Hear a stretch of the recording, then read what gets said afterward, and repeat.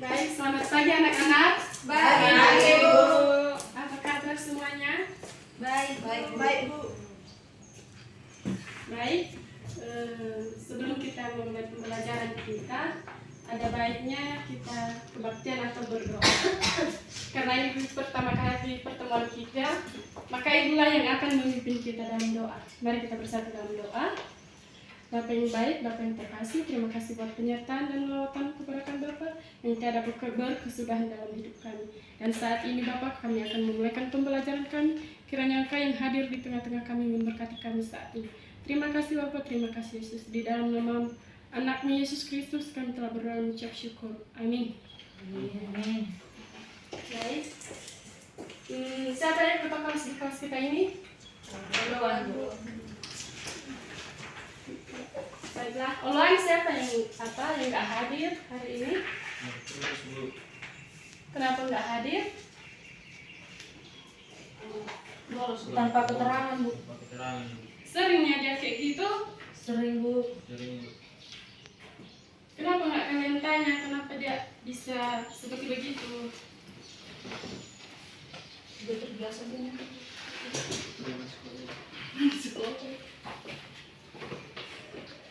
Baiklah, kita akan memulaikan pembelajaran kita hari ini. Di mana judul materi kita hari ini yaitu memahami dan melakukan pengelompokan ruang lingkup organisasi. Baik, sebelum kita memulai, sebelum kita memaparkan tentang judul kita, terlebih dahulu Ibu sudah mengirimkan link pretest di grup kita, silahkan diisi. Baik, Bu. Saya berikan waktu kepada anak-anak beberapa menit, silahkan diisi dan dikerjakan dulu. Baru kita lanjutkan pembelajaran kita ini. Ya, Bu.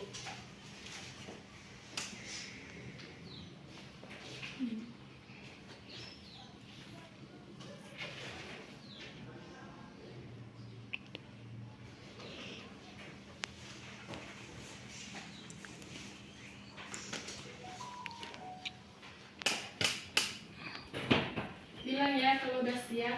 Ya, Ya, Bu. Bu.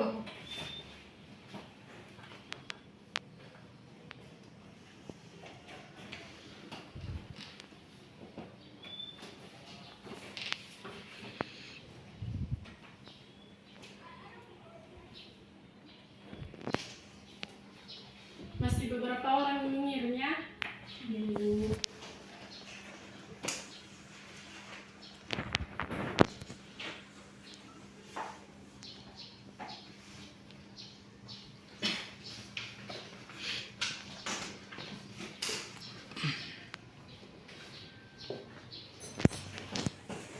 Baik, sudah siap dikirim semuanya kan?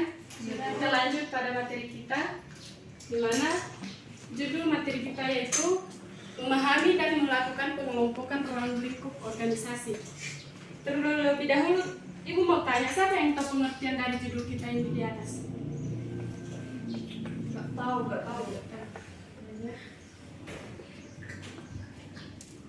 Baiklah, karena tidak tahu, maka kita akan pelajari.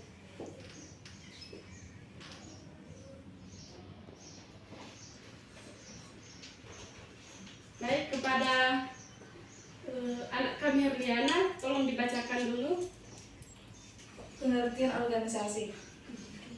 Organisasi adalah suatu perkumpulan untuk mencapai tujuan tertentu. Ketahui fungsinya. Organisasi merupakan suatu wadah bagi beberapa orang yang memiliki tujuan yang sama. Organisasi juga dibuat sebagai wadah bagi orang-orang yang berkumpul dan bekerja sama secara rasional serta sistematis. Tujuan organisasi secara umum adalah untuk mencapai atau merealisasikan keinginan atau cita-cita bersama dari tiap anggota organisasi untuk mendapatkan keuntungan dan keberhasilan dari tujuan organisasi serta untuk mengatasi terbatasnya kemandirian dan kemampuan pribadi untuk mencapai tujuan bersama. Ya. Terima kasih buat anak kami Herliana. Baik, seperti yang kita ketahui di sini, pengertian dari organisasi yaitu suatu perkumpulan untuk mencapai tujuan tertentu. di mana kita ketahui fungsinya. Merdeka.com atau organisasi merupakan suatu wadah bagi beberapa orang yang memiliki tujuan yang sama, di mana organisasi juga dibuat sebagai wadah bagi orang-orang yang berkumpul dan bekerja sama secara rasional serta sistematis. Dan yang menjadi tujuan organisasi secara umum adalah untuk mencapai atau merealisasikan keinginan atau cita-cita bersama dari tiap organisasi, anggota organisasi, untuk mendapatkan keuntungan dan keberhasilan dan tujuan organisasi, serta untuk mengatasi keterbatasannya kemandirian dan kemampuan pribadi untuk mencapai tujuan bersama. Baik, selanjutnya kita akan masuk ke slide berikutnya, yaitu bagian B, khalayak dalam organisasi. Kepada anak kami Deborah, dipersilakan untuk membacakannya. Yang B adalah khalayak dalam organisasi. Khalayak merupakan pihak yang menjadi sasaran pesan yang dikirim oleh komunikator. Menurut Canara tahun 2008 di halaman 26. Khalayak terdiri dari satu orang, kelompok, ataupun massa. Khalayak memiliki latar belakang yang berbeda-beda, sehingga perlu dilakukan strategi dalam penyampaian pesan agar pesan dapat diterima oleh target sasaran. Beberapa alasan pokok mengapa suatu organisasi atau perusahaan harus mengenali atau menetapkan unsur masyarakat luas yang menjadi halayaknya, yakni untuk mengidentifikasikan segmen halayak atau kelompok yang paling tepat untuk dijadikan sasaran suatu program kehumasan. Udah, Bu. Baik, terima kasih untuk anak kami Deborah. Ya, seperti yang dibacakan oleh teman kita, yaitu khalayak dalam organisasi merupakan pihak yang menjadi sasaran pesan yang dikirim oleh komunikator, di mana khalayak terdiri dari satu orang, kelompok, ataupun massa, di mana khalayak memiliki latar belakang yang berbeda-beda juga, sehingga perlu dilakukan strategi dalam penyampaian pesan agar pesan dapat diterima oleh target sasaran. Ada beberapa alasan pokok mengapa suatu organisasi atau perusahaan harus mengenali atau menetapkan unsur masyarakat luas yang menjadi khalayaknya, yakni yaitu untuk mengidentifikasikan segmen khalayak atau kelompok yang paling tepat untuk dijadikan sasaran suatu program kehumasan. Udah paham kan? Sudah, Bu. Baiklah. Baik, kita masuk pada bagian C-nya, yaitu pengelompokan dalam organisasi. Kepada anak kami Andreas, silakan bacakan. Pengelompokan dalam organisasi. Organisasi dibagi beberapa kelompok, yaitu terdapat dua jenis organisasi, yaitu organisasi formal dan organisasi informal. Organisasi formal ialah suatu organisasi yang memiliki struktur yang jelas dan penempatan tugas yang jelas serta tujuan yang ditetapkan secara jelas, atau organisasi yang struktur bahkan yang menggambarkan hubungan-hubungan kerja, kekuasaan, wewenang, dan tanggung jawab antara pejabat dalam suatu organisasi. Organisasi informal bersifat sebaliknya, di mana organisasi formal lebih berisi pribadi, sedangkan menurut Hick dan Goulet tahun 1822 halaman 108, organisasi formal hubungan tidak resmi dan tidak resmi yang tidak dapat dihindari terjadi antara dan kelompok dalam organisasi formal. Baik, terima kasih untuk anak kami Andreas. Pada bagian C, seperti yang kita tahu, pengelompokan dalam organisasi. Pengelompokan ini dibagi menjadi dua kelompok, yaitu kelompok organisasi formal dan organisasi informal.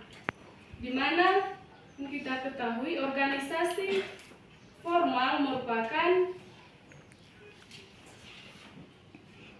suatu organisasi yang memiliki struktur yang jelas serta tugas yang jelas, juga tujuan yang ditetapkan secara jelas. Atau organisasi yang terstruktur atau bagan yang menggambarkan hubungan-hubungan kerja, kekuasaan, wewenang, dan tanggung jawab antara pejabat dan suatu organisasi. Yang kedua yaitu organisasi informal. Organisasi informal ini bersifat sebaliknya, di mana organisasi informal lebih berisi hal yang pribadi, sedangkan menurut ahli Hicks dan Goulet, organisasi informal merupakan hubungan tidak resmi dan resmi yang tidak dapat dihindari terjadi antara pribadi dan kelompok dalam organisasi formal tersebut.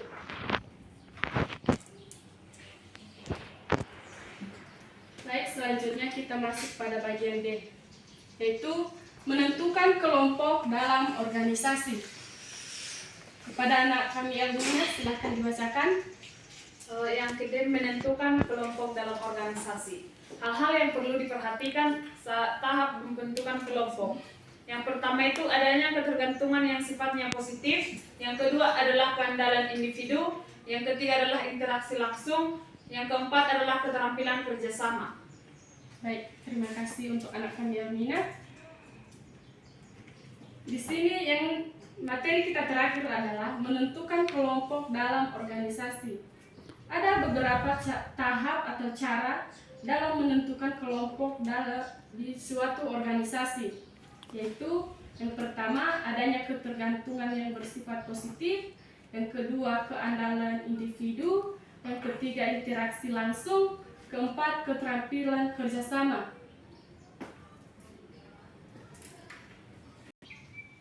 Baik, dalam tahap pembentukan kelompok ini seperti yang kita ketahui ada 4 tahap. Yang pertama yaitu adanya ketergantungan yang bersifat positif. Yang maksudnya di situ adalah yang dimaksud dengan ketergantungan adalah suatu keadaan di mana setiap orang dalam kelompok saling membutuhkan dan merasa bahwa berhasil atau tidaknya suatu kerjaan atau merupakan hasil bersama dan bertanggung jawab bersama. Itulah yang dimaksud dengan adanya ketergantungan yang bersifat positif. Sedangkan yang kedua, keandalan individu. Yang dimaksud dengan keandalan individu di sini adalah dapat dilihat dari penampilan atau performance seseorang dalam upaya pembentukan tim. Hal ini sangat penting guna mengetahui yang pertama, kemampuan masing-masing anggota. Yang kedua, sejauh mana kontribusi yang telah diberikan seseorang kepada kelompok tersebut. Yang ketiga, pengenalan terhadap kemampuan dan kontribusi anggota kelompok. Baik, tahap ketiganya itu interaksi langsung. Interaksi langsung di sini adalah salah satu faktor yang mempunyai pengaruh besar dalam mengupayakan pengembangan kelompok atau tim yang efektif, di mana dengan adanya interaksi langsung maka iklim kerja akan menjadi lebih baik. Dan yang keempat yaitu keterampilan kerjasama.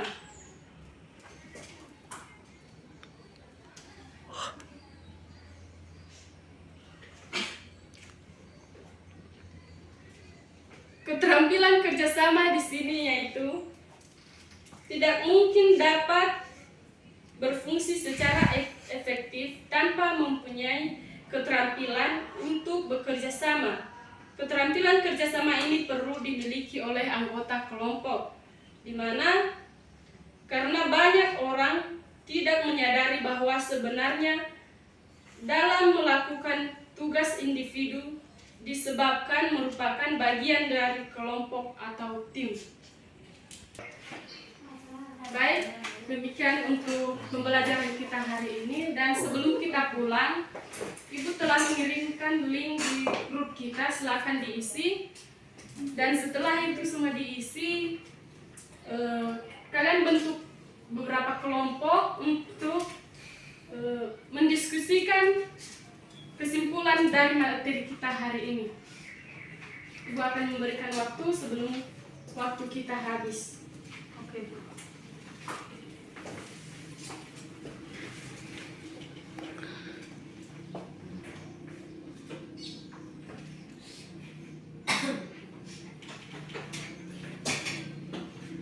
Kalau ada yang masih kurang dipahami dari link yang Ibu kirim, silakan ditanya ya.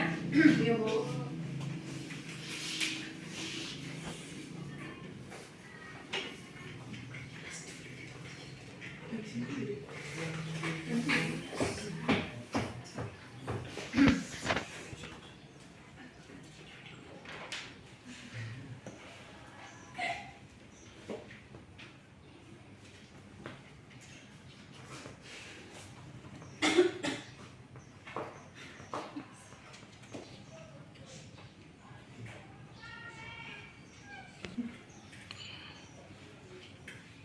Silahkan dikirim ya kalau udah siap diisi linknya. Dan untuk kelompok tadi, silahkan milih kelompok masing-masing untuk membentuk kelompok dan dikerjakan kesimpulan dari materi kita hari ini. Ya Bu.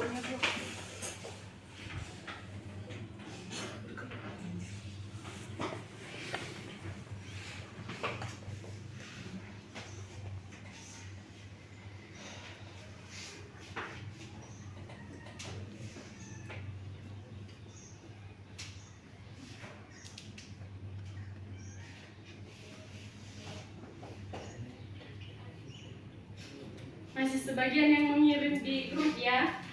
Ya Bu.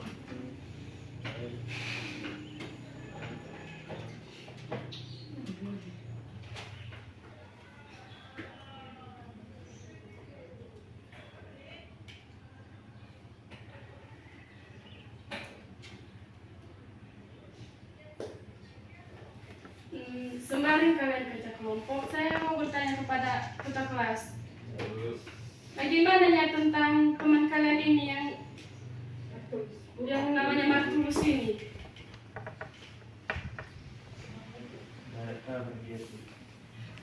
Dekatnya rumah kalian samanya? Siapa yang dekat apa di samping rumahnya? Andreas, Bu. Ini Bu. Iya Bu.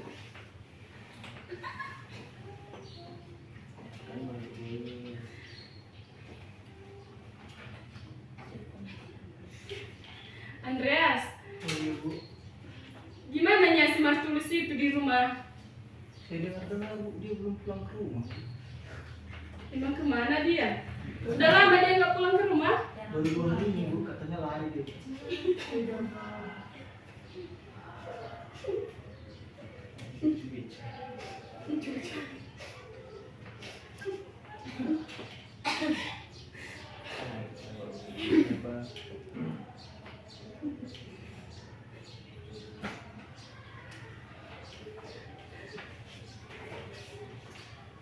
Terus gimana lah orang tuanya? Nggak ada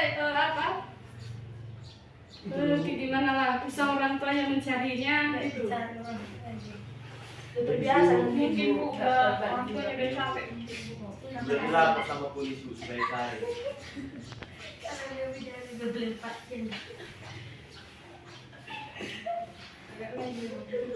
Dia ngasih waktu di sini bagai lain sama abang kakak adiknya Bu.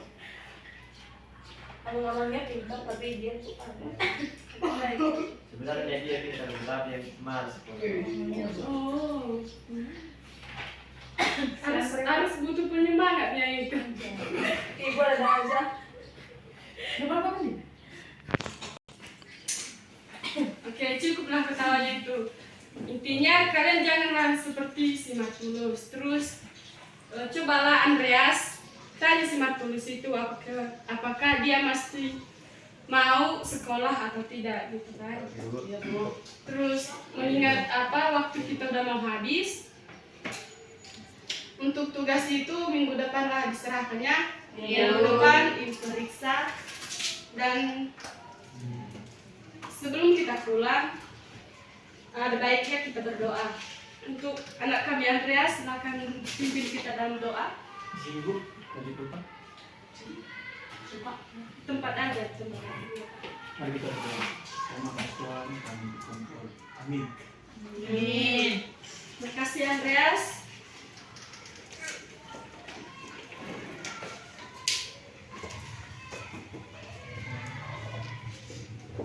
Baik, untuk anak-anak semua dijaga ya kesehatannya biar bisa lagi minggu depan berjumpa kembali. Ya Bu. Baik. Selamat pagi semuanya, shalom. Shalom.